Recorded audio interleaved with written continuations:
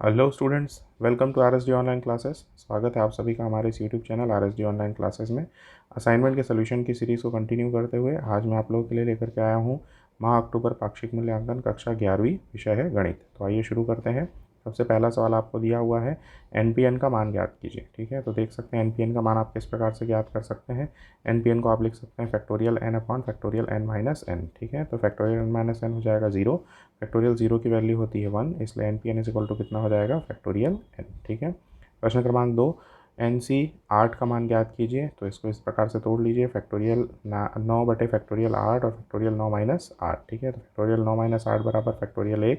ठीक है, यहाँ से आप 9 को बाहर ले लीजिए तो फैक्टोरियल 8 बच जाएगा। फैक्टोरियल 8 और फैक्टोरियल 8 कैंसिल हो जाएंगे, बचेगा फैक्टोरियल 1। तो 9 बटे फैक्टोरियल 1 बराबर 9 आ जाएगा इसका उत्तर। ठीक है, इसी प्रकार से प्रश्न क्रमांक 3 देख लेते हैं, 7C3 का मान ज्ञात कीजिए। ठीक है, तो 7C3 का मान कितना हो जाएगा, फैक्टोरियल 7 बटे फैक्टोरियल 3 और फैक्टोरियल 7 माइनस 3। एक्चुअल में फार्मूला क्या होता है, NCR इक्वल टू हो जाता है factorial n upon factorial r और फैक्टोरियल n माइनस r। ठीक है, ये चीज़ हो गई।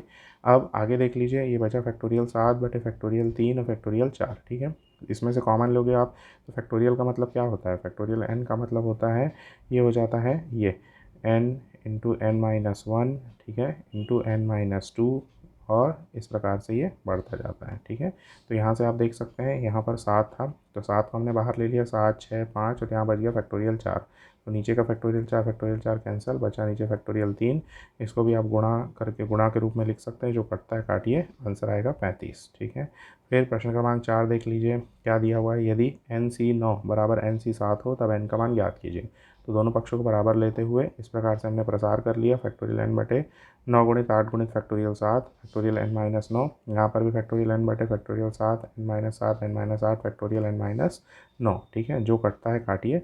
फिर दोनों पक्ष को तुलना करने पर हमारे पास क्या बच रहा है, 1/9, 1/9 गुणित 8, 1/n-7 गुणित n-8। ठीक है, इसको तिर्यक गुणा कर दीजिए, तो n-7 n-8 बराबर ये, इस प्रकार से तिर्यक गुणा करेंगे तो बराबर आ गया 72।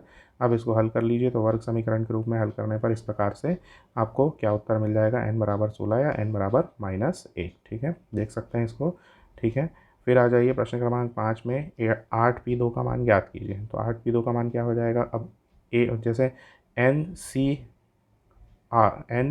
का फार्मूला क्या होता था, ये होता था factorial n upon factorial r और into factorial n minus r। ठीक है, इसी प्रकार से NPR का क्या फार्मूला होगा, NPR का फार्मूला हो जाएगा factorial n upon factorial n minus r। ठीक है, तो ये डिफरेंस है दोनों में, है ना।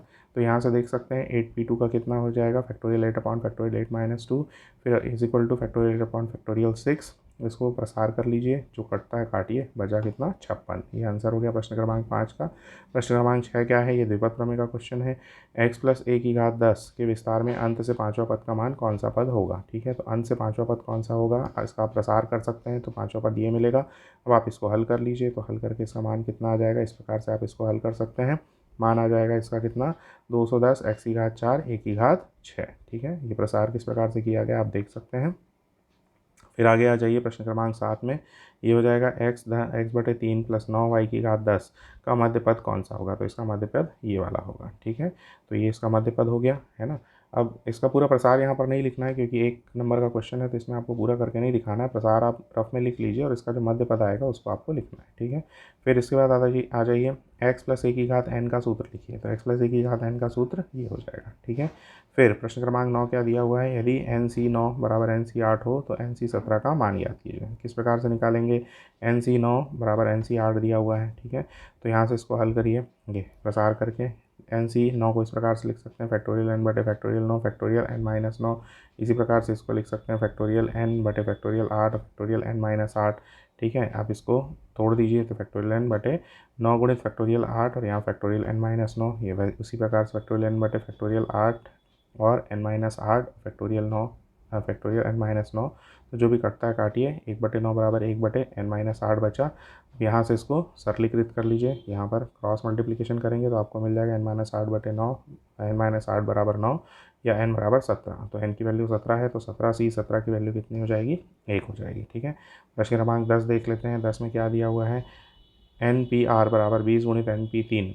ठीक है। एन पी 4 बराबर 20 गुणित एन पी 3, तो एन का मान ज्ञात कीजिए। तो एन पी 4 बराबर 20 गुणित एन पी 3 दिया हुआ है। एन पी 4 को इस प्रकार से लिख सकते हैं, 20 गुणित एन पी 3 को इस प्रकार से लिखा जा सकता है, ठीक है।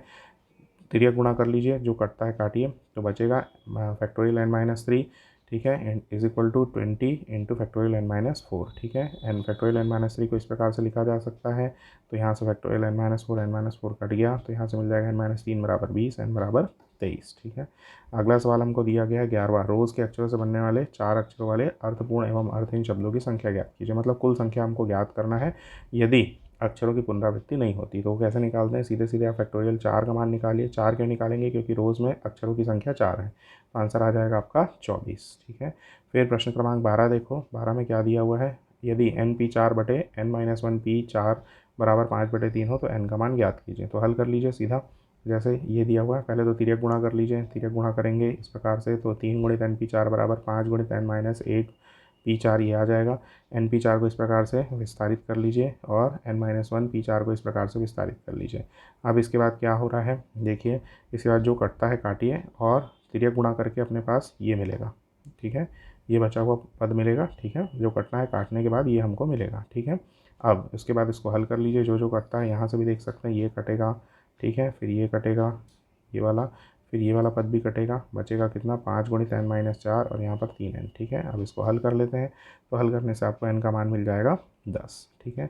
अब प्रश्न क्रमांक 13 देख लीजिए। प्रश्न क्रमांक 13 में क्या दिया हुआ है, 2x² माइनस 1/x² की घात 8 के विस्तार में अचर पद या स्वतंत्र पद याद कीजिए, ठीक है। तो ये क्वेश्चन आपका ठीक से प्रिंट नहीं हुआ है, तो जिस प्रकार से प्रिंट हुआ है उससे मैं ये अंदाज़ा लगा रहा हूँ कि वहाँ पर अचर पद या स्वतंत्र पद ज्ञात करने के लिए बोला गया है, ठीक है। तो उसी को हम यहाँ पर ज्ञात कर ले रहे हैं। तो हल देख सकते हैं, x बराबर कितना दिया हुआ है 2x², y बराबर दिया हुआ -1/x² और n बराबर दिया है 8। तो दिए गए प्रसार में r प्लस 1वां पद क्या होगा, x से स्वतंत्र होगा, ये हम मानते हैं स्वतंत्र पद निकालने के समय। तो इस प्रकार से आपने ये निकाला, ठीक है। तो r प्लस 1वां पद क्या हो जाएगा, 8cr 2x² to the power 8 minus r और -1/x² to the power r, ये फार्मूला है, ठीक है। फार्मूले से, विस्तार के फार्मूले से आप इसको रख सकते हैं। अब इसको हल कर लीजिए, तो यहाँ पर कितना मिल गया 8cr, यहाँ पर 2 की घात 8 माइनस आर, यहाँ इसको सेपरेट किया है हमने, ठीक है। और x की घात कितना हो जाएगा, यहाँ से गुणा होकर के 2 × 16 माइनस 2r, ठीक है। फिर गुणित कितना हो जाएगा -1 की घात r और x की घात 2r, ठीक है। ये हो गया। अब इसको हल कर लीजिए, तो हल करके क्या मिल जाएगा, -1 की घात r को हमने आगे ले लिया है, 8cr एज इट इज़, 2 की घात 8 माइनस r वैसे का वैसा, x की घात 16 माइनस 4r हो जाएगा, ठीक है। नीचे का जो x की घात 2r था वो ऊपर जा करके -4r बनाएगा, ठीक है। यह पद जो है ये x से स्वतंत्र है, इसलिए x का घातांक क्या हो जाएगा, 0 के बराबर होगा। ये हमेशा हमको स्वतंत्र पद निकालते समय करना पड़ता है, ठीक है। तो ये हो जाएगा, x का घातांक 0 कर दिया हमने, वहाँ से r का मान 4 मिल गया। अब r की वैल्यू पुटअप करेंगे तो r प्लस 1वां यानी कि 4 प्लस 1वां पद अर्थात 5वां पद जो होगा वो x से स्वतंत्र होगा। तो 5वां पद हम ज्ञात कर लेते हैं। तो t5 इज इक्वल टू -1, जहाँ जहाँ r था वहाँ पर r की जगह हम क्या रख देंगे, अब r प्लस 1 की जगह क्या रख देंगे, 5 रख देंगे, ठीक है। तो देख सकते हैं -1 की घात 5, 8c4, ठीक है, 2 की घात 8 माइनस 4। अब इसको सरलीकृत कर लीजिए, सिंपल जैसे अपन विस्तारित करते हैं, किसको, संचय को विस्तारित करते हैं, उस प्रकार से सरलीकृत कर लीजिए। सरलीकृत करने के बाद आपका जो उत्तर आएगा वो कितना आ जाएगा, -1120, ठीक है। अब प्रश्न क्रमांक 14 देख लीजिए। प्रश्न क्रमांक 14 में लिखा हुआ है, पास्कल का नियम NCR plus NCR minus 1 is equal to n+1 CR को सिद्ध कीजिए। तो दिया है NCR plus NCR minus 1 is equal to, ये इसको विस्तारित करेंगे तो NCR को इस प्रकार से लिख सकते हैं, factorial n upon factorial r factorial n minus r, plus NCR minus 1 को factorial n upon factorial r minus 1 factorial n minus r minus 1, ठीक है। आप सरल करेंगे तो क्या हो जाएगा, ये जैसे का तैसा लिखा है, ये भी एज इट इज़ लिखा हुआ है, वहाँ ब्रैकेट खुला तो n माइनस r प्लस 1 हो गया, ठीक है। अब यहाँ से क्या किया आपने, यहाँ से r को बाहर ले लिया है तो फैक्टोरियल r माइनस 1 बचा, यहाँ से n minus r as it is लिखा हुआ है। यहाँ पर भी आपने क्या किया है, ये n माइनस r प्लस 1 को बाहर ले लिया तो फैक्टोरियल n माइनस r बचा हुआ है, ठीक है। अब दोनों में क्या कॉमन निकल रहा है, दोनों में फैक्टोरियल n कॉमन निकल रहा है, ठीक है। और दोनों में फैक्टोरियल r माइनस 1 कॉमन निकल रहा है, factorial n minus r common निकल रहा है। तो कॉमन निकाल लीजिए, बचा अंदर ब्रैकेट में 1/r plus 1 upon n minus r plus 1। अब इसका लघुत्तम लेके हल करेंगे तो इस प्रकार से हमको प्राप्त होगा, ठीक है। अब बचा क्या, इसको हल करने के बाद बचा क्या, ये तो जैसा का तैसा लिखा, factorial n upon factorial r minus 1 factorial n minus r, ठीक है। अब इसके बाद क्या कर लोगे, इसको ये इसको सरलीकृत कर लीजिए। तो सरलीकृत करने के बाद क्या बच गया, ये फैक्टोरियल n यहाँ पर लिखा हुआ है, यहाँ से कटने के बाद r और r कट गए तो n+1 बचा, ठीक है। फिर नीचे फैक्टोरियल r-1 फैक्टोरियल n-r ये यहाँ पर लिखा हुआ है, ठीक है। अब ये वाला जो r है ये यहाँ पर लिखा हुआ है और ये जो है यहाँ पर लिखा हुआ है, ठीक है। तो इसको अब हल करेंगे। इसको हल करने से हमको क्या मिल जाएगा, फैक्टोरियल n+1, ठीक है, अपॉन फैक्टोरियल r और फैक्टोरियल n-r+1, ठीक है। और ये किसके बराबर होता है, n+1 CR के बराबर होता है। तो यही हम ये ले करके चले थे लेफ्ट हैंड साइड में NCR+NCR-1 और हमको मिला क्या राइट हैंड साइड में n+1 CR, यही हमको सिद्ध करना था, ठीक है। अब आ जाते हैं प्रश्न क्रमांक 15 में। प्रश्न क्रमांक 15 में क्या दिया हुआ है, x/3 + 9y की घात 10 के प्रसार में मध्य पद ज्ञात कीजिए।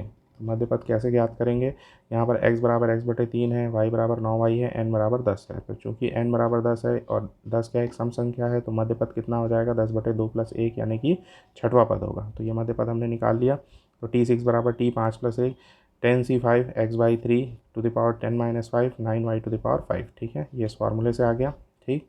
अब आगे बढ़ जाइए, इसको सरलीकृत करना है और कुछ नहीं करना है। तो 10c5 x/3 to the power 5 9y to the power 5। अब 10c5 को आप इस तरीके से लिख सकते हैं, x/3 की घात 5 है तो उसको x की घात 5, 3 की घात 5, ठीक है। और ये इस प्रकार से हल कर लीजिए। तो सबको हल करने के बाद उत्तर आपका ये आएगा, ठीक है। तो इस प्रकार से असाइनमेंट हमारा यहाँ पर समाप्त होता है। अगर आप हमारे चैनल पर नए हैं तो प्लीज़ हमारे चैनल को सब्सक्राइब करिए और ज़्यादा से ज़्यादा वीडियोज़ को लाइक करिए, शेयर करिए अपने फ्रेंड्स के ग्रुप में, व्हाट्सएप ग्रुप में, फेसबुक ग्रुप्स में, ठीक है। और हमारे चैनल के साथ जुड़े रहिए। आने वाले टाइम में भी हम आपको CG बोर्ड के जो मंथली असाइनमेंट्स हैं और जो पाक्षिक मूल्यांकन है उसके जो सॉल्यूशन है वो अवेलेबल करवाते रहेंगे। इसके अलावा नियर फ्यूचर हम आपको वीडियो लेक्चर्स भी अवेलेबल करवाएंगे जो आपके आगे पढ़ाई के लिए बहुत ही फ़ायदेमंद साबित होने वाले हैं, ठीक है। तो हमारे चैनल के साथ जुड़े रहिए, चैनल के सब्सक्राइबर्स को बढ़ाते रहिए। आपका सब्सक्रिप्शन ही हमारा मोटिवेशन है। Thank you so much.